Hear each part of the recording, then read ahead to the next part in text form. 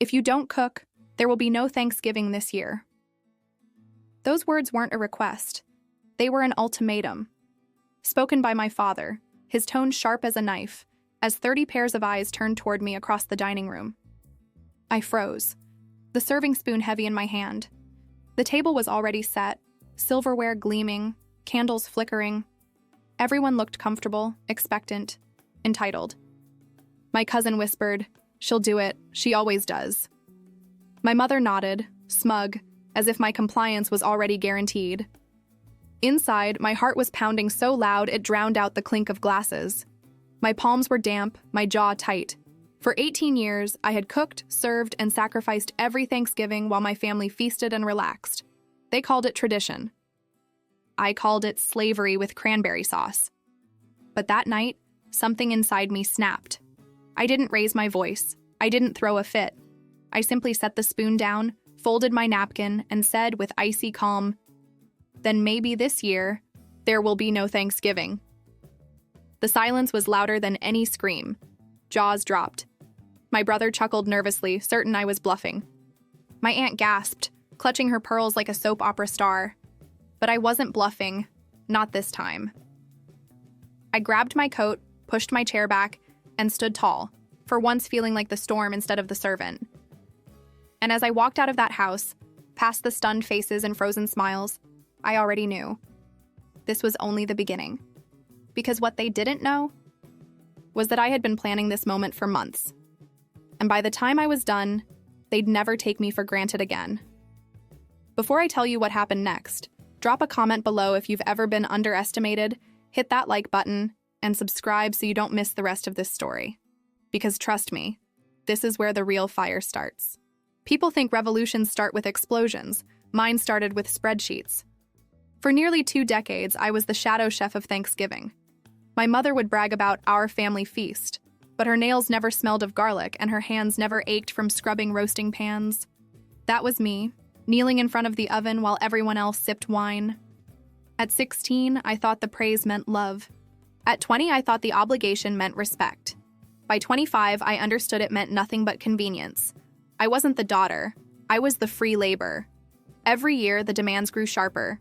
Vegan options for one cousin, gluten-free pies for another, extra sides for the in-laws who don't eat turkey. One year, my uncle asked for a low-sodium version of every dish. Like I ran a Michelin-starred restaurant instead of a one-woman kitchen. But I didn't just cook. I paid. My parents would hand me partial grocery money saying, "You can cover the rest, you have a job now." By 30, I realized I'd spent thousands of dollars funding their feast while barely affording my own rent. That's when I started keeping records. A secret folder on my laptop labeled innocently as recipes. Inside were spreadsheets tracking receipts, hours worked, and money spent. Every turkey, every sack of potatoes, every hour of sleep I lost. And the numbers were brutal. In 18 years, I had cooked over 3,000 plates of food, spent nearly $12,000 of my own money, and logged over 2,000 unpaid labor hours. For what? A pat on the head. A Sarah will handle it. At night, when the resentment choked me too much to sleep, I'd open those spreadsheets and stare at the totals.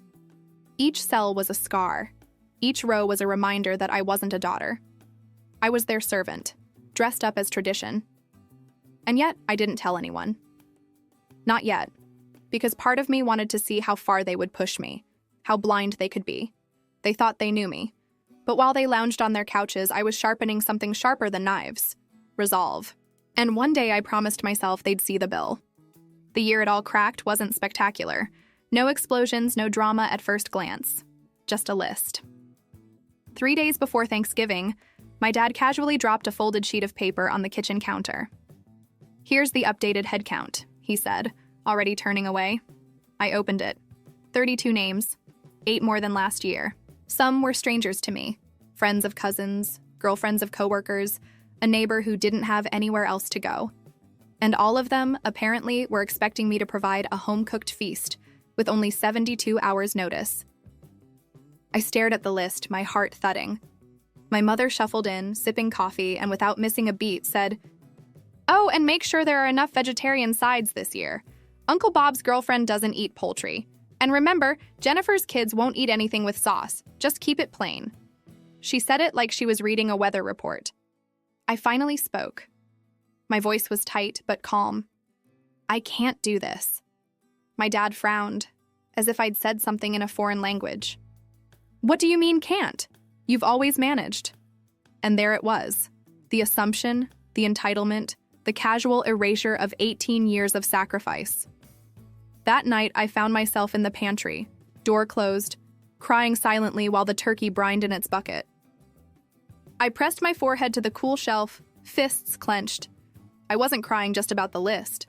I was crying for every year I'd lost, for every laugh I'd missed in the living room, for every plate I'd eaten cold and alone. The resentment wasn't just boiling anymore. It was overflowing, scalding everything inside me. I realized something then. The problem wasn't the extra guests, the dietary demands, or even the lack of gratitude. The problem was that I had never said no. I'd been complicit in my own exploitation. And that was the night I decided. This Thanksgiving would be the last one they got for free. The Monday after Thanksgiving, I booked my first therapy session. I'd spent the entire holiday weekend in a fog, scrubbing pans until my hands cracked, smiling at relatives who barely noticed me listening to Dad casually brag about Sarah's famous stuffing like he lifted a single spoon. Inside, though, I was done. Something in me had snapped, and for the first time, I wasn't ashamed of the thought. I don't want to do this anymore. The therapist's office smelled faintly of lavender and old books. I sat across from a woman named Dr. Myers, and the first words tumbled out before I could stop them. I hate Thanksgiving. She smiled gently. Tell me why. And so I did. The story poured out like I'd been holding my breath for years. The all-nighters, the lists, the guilt trips, the way my family equated my worth with my labor. I told her how I hadn't sat down for a Thanksgiving meal in nearly 2 decades. When I finished, she tilted her head. Do you actually enjoy cooking for them? Silence. My throat tightened. I used to, I whispered. But now it feels like prison bars. Her words cut clean. Then you're not helping anymore. You're being used. That sentence rewired me. We started talking about boundaries, what they meant, how they sounded, how they felt. I practiced in her office, rehearsing phrases I'd never dared say aloud. No, I can't take that on. This doesn't work for me. If you need that, you'll have to find someone else. The words trembled on my tongue like foreign objects, but the more I said them, the lighter I felt. Over the next weeks, I tested the waters. When my mom asked if I could cater her book club just a few appetizers, I told her I was busy. When Dad hinted about Easter brunch, I deflected with, I'm not sure yet. I'll let you know. They reacted with confusion, then irritation. Mom sighed into the phone. You're changing, Sarah, not in a good way. But I didn't crumble this time. I hung up and wrote in my journal instead. Changing is the only way I'll survive. Meanwhile, I started sketching plans. I looked up catering options in town. I explored travel sites, eyeing Thanksgiving week flights like forbidden fruit. Every time the guilt bubbled up, I reminded myself of one truth. If I keep giving everything, I'll end up with nothing. That spring, in therapy, I made my declaration. This year, I told Dr. Myers, my voice steady, I'm not cooking Thanksgiving. She smiled like a teacher whose student had finally solved the equation. And deep inside, for the first time, I believed it. Summer came, and with it, the first test. It was my father who brought it up over a barbecue in June. He stabbed a hot dog with his fork, looked across the picnic table, and said, So, Sarah, you've already started planning the Thanksgiving menu, right? It wasn't even a question. It was a statement of fact. An expectation as natural as gravity. I took a slow sip of lemonade, heart hammering, and said evenly, Actually, Dad, I'm not sure I'll be cooking this year. The table went quiet. My aunt froze with her fork halfway to her mouth. My cousin stopped scrolling her phone. My mom's eyes widened like I'd just spoken blasphemy. What do you mean not cooking? She asked sharply. I set my cup down, keeping my tone calm. I've done it for 18 years. I think it's time we tried something different. Maybe a potluck. Or catering. My sister's laugh rang out, sharp and dismissive. Oh, come on, you always say that. You'll cave, you love it too much. Heat crept up my neck. "No," I said firmly, "I don't love it. Not anymore." The silence that followed was heavier than any holiday table I'd ever set. My mom recovered first, folding her napkin with exaggerated care. "Sarah, sweetheart, don't make a scene. It's tradition." Tradition. That word had shackled me for nearly 2 decades. "I'm not making a scene," I replied. "I'm making a choice." The pushback came immediately. Dad barked, "You can't just decide this. 30 people are counting on you." I wanted to laugh. Counting on me to be their unpaid caterer, not their daughter. Instead, I met his glare and said quietly, "Then they'll have to figure it out. It's not my responsibility anymore."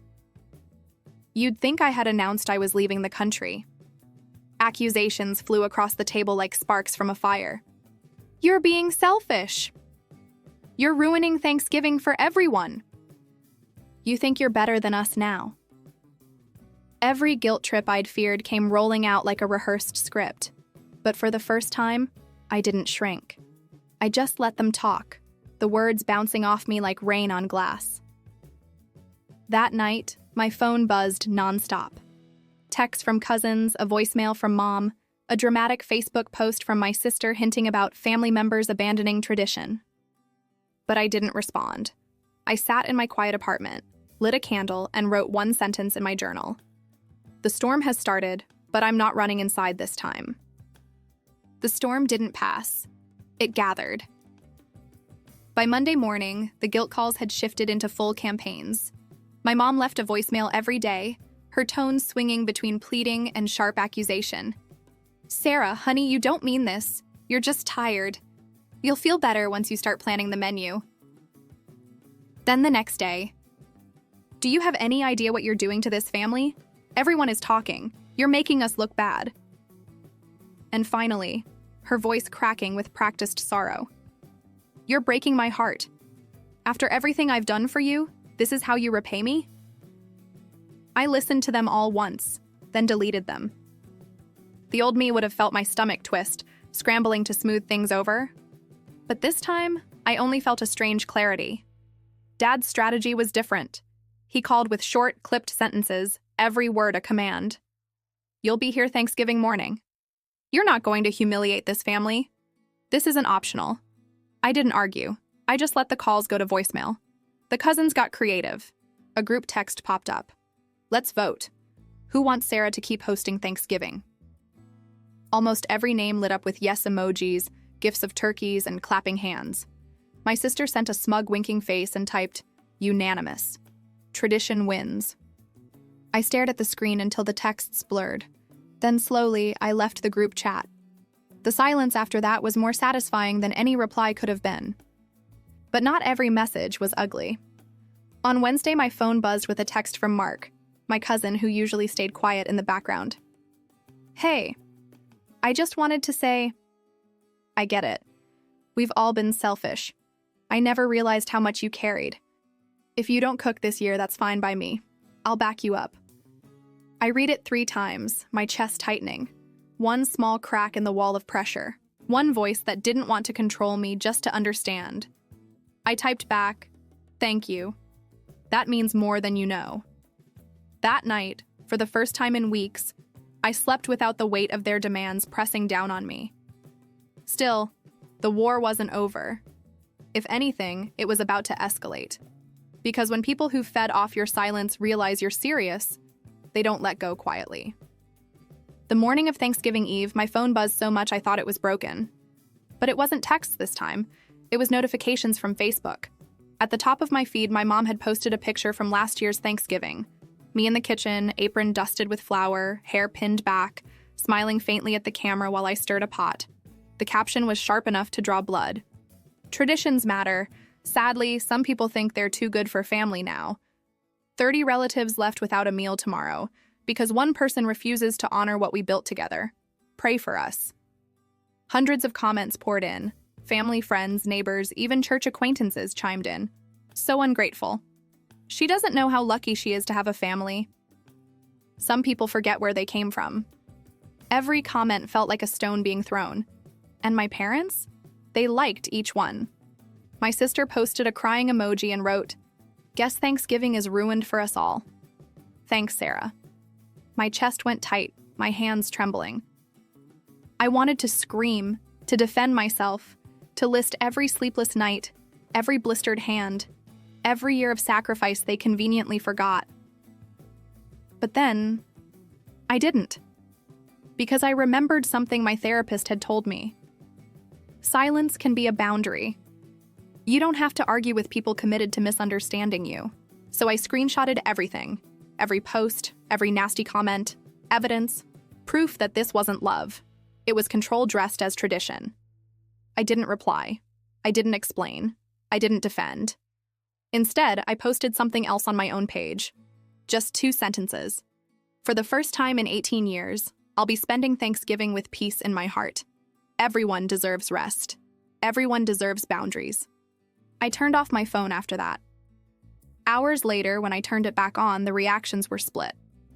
Some relatives attacked me again, doubling down. But there were quiet voices too, tucked in between the noise. You deserve a break. I never realized how much you did alone. Good for you, Sarah. And then one from Mark again. Don't let them win. Proud of you. It was small, but it was enough.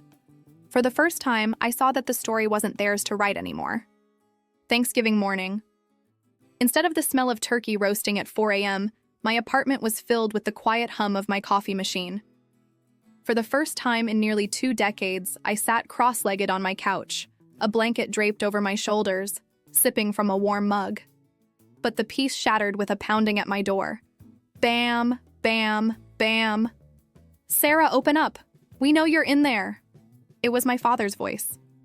Sharp, commanding, the same tone he had used when telling me as a teenager to stop being difficult. Through the peephole, I saw him, my mother, and my sister. My mom had tears already smeared down her cheeks, her hand clutching her chest as if I'd committed some mortal crime. My sister, arms crossed, looked smug, as if she'd dragged them here for a show. I didn't open the door. Instead, I spoke through it, my voice trembling but steady enough. You shouldn't be here. Go home. Make your own Thanksgiving. My mom wailed. You're abandoning us. What are we supposed to do?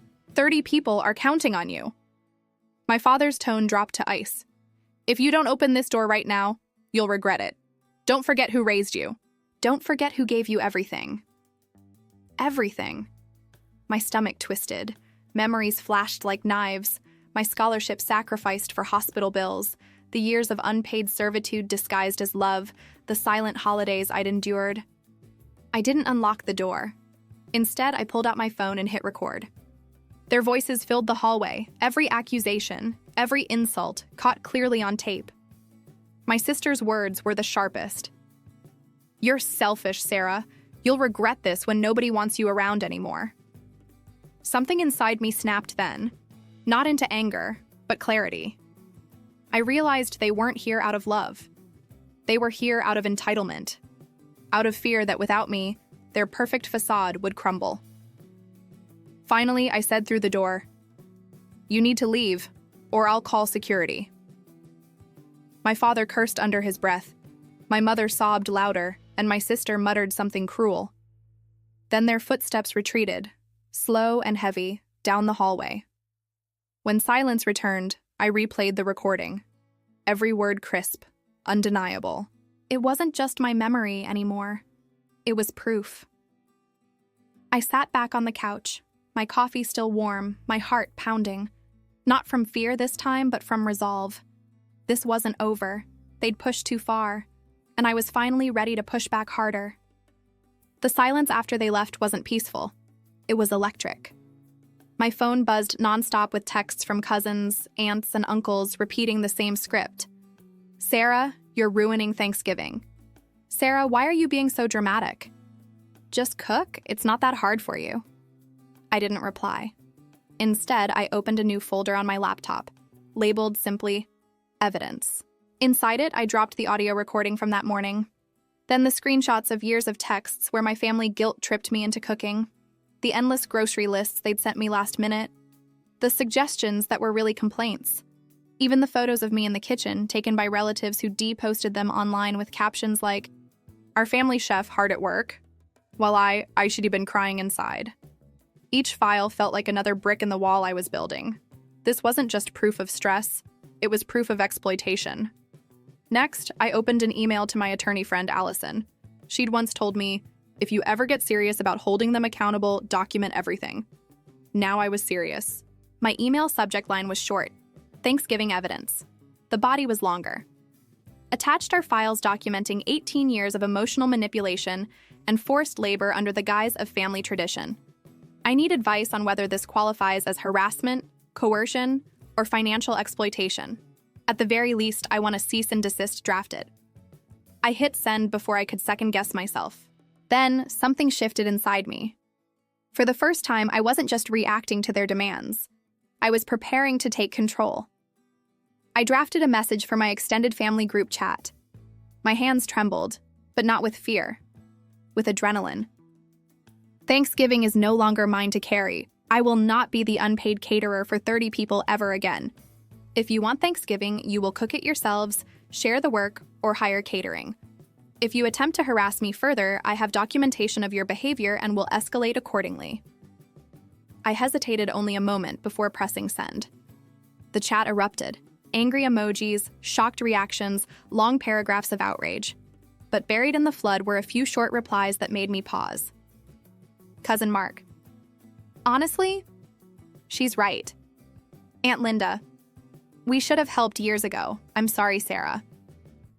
I stared at the screen, my chest tight, tears threatening to fall.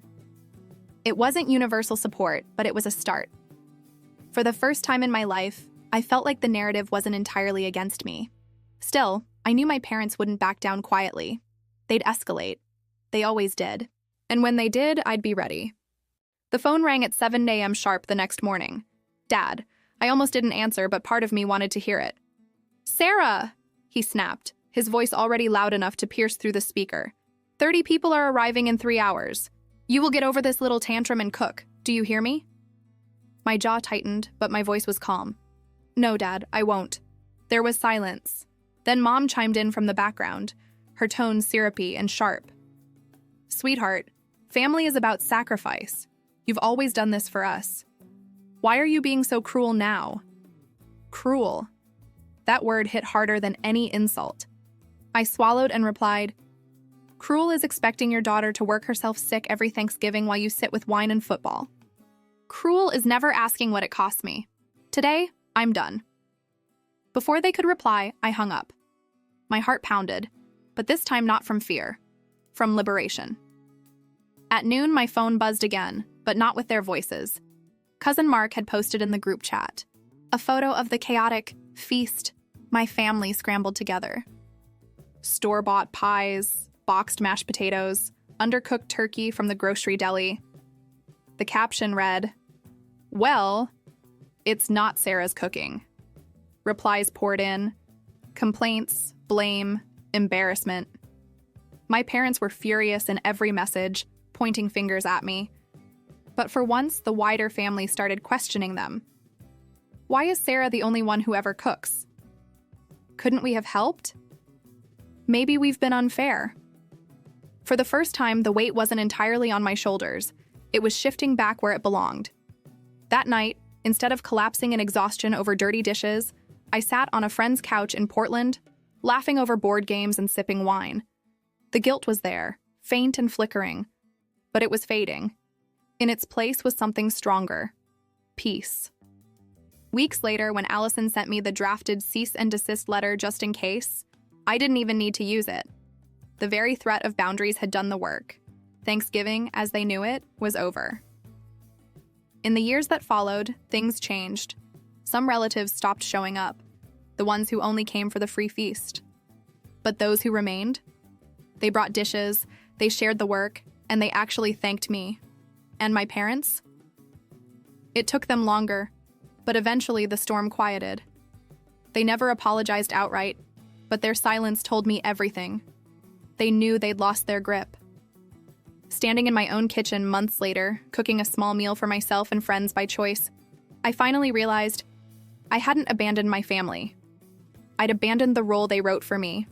And that was freedom. Sometimes the bravest thing you can do is say no, even to family, especially to family. Boundaries aren't cruelty, they're survival. Tell me in the comments, what eeks the hardest boundary you've ever had to set? Don't forget to like this video, share it with someone who needs courage today, and subscribe for more stories where justice finally wins.